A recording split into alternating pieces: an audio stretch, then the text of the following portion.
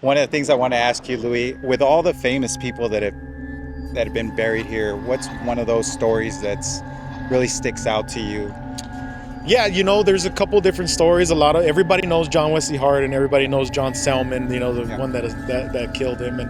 But one that sticks out to me is Florida Wolf. She's buried right over here, and she was a black woman that married a wealthy man. He had a ranch in Canada, and so he passed away, and they ripped her of her funds, Wow. and she was still able to be an entrepreneur and make a living. Wow. One of the more famous spirits that everybody says they see is the Lady in White, Yeah. and it's near her grave.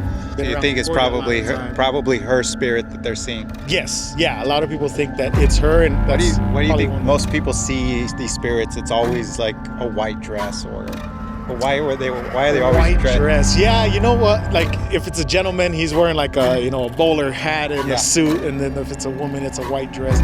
That's a great question. I think that you got me kind of stumped there. A lot of this cemetery opened in the 1850s, and I think back then everybody dressed like that, right? And like for a lot of people say that there's the lady in white for women. What's the most important day of your life? For a lot of women is their wedding.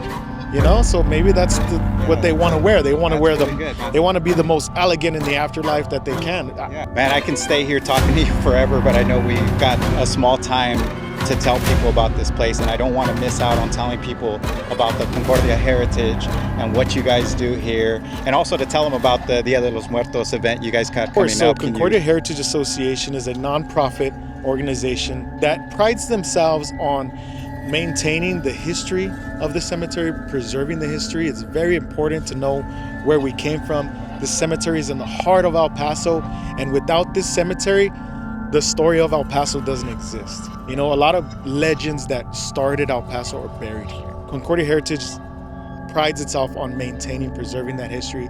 If us as volunteers wouldn't get done, and this cemetery would go to ruin. Absolutely. And so we look for all the volunteers that we can have, any donations that you want to give. It all goes back to this cemetery in one way or another, whether it's the history, the overall look of it. So one of the big ways we do that is Dia de los Muertos Festival every year. This year we are doing it October 25th from 2 p.m. to 8 p.m. You can get your tickets on eventbrite.com. We have live music, vendors, food trucks. And we're going to do a Catherine contest. We'll be giving out prizes for that. You guys come out and support this El Paso gem, man. This is what keeps these stories alive and keeps this beautiful historical place here in El Paso alive.